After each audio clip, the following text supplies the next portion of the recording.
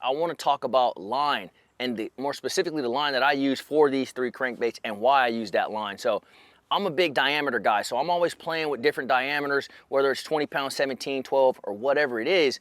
And with crankbait fishing is very critical because you want that bait to get to its maximum depth most of the time.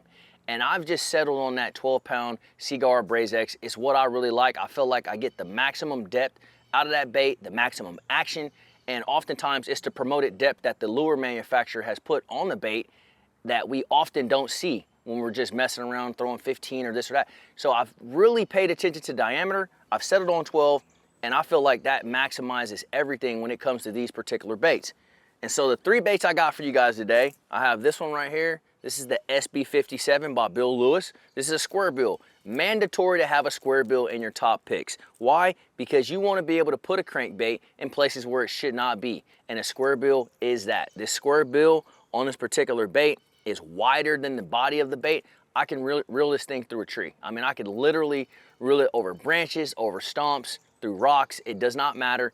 This is gonna get it done. So in the springtime, when those fish start pushing shallow, you need something that can get in and out of all that cover. The square bill is gonna definitely do it. As the season moves on, right, those fish start to come off bed, it's more post-spawn, they're starting to get out a little bit. You need a bait that can get a little deeper. And this right here is the MR12, which will actually get 12 to 14 feet, depending on what, we just talked about it, line diameter. That's really key. So this is another one. I use 12-pound, and I can get this bait down to 14 feet in depth. And so those fish start to move off to their deeper summertime haunts. This is what you're gonna wanna use right here. And then last but not least, I got the MR6.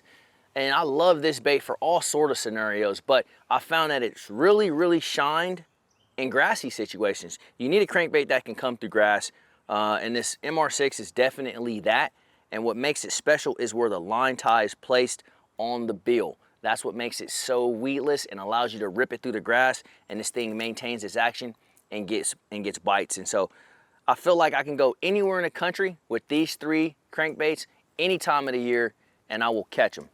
But once again, you guys got to make sure you got the right line. And for me, it's that 12-pounder Braze X I found to be the perfect line, and it works like a charm.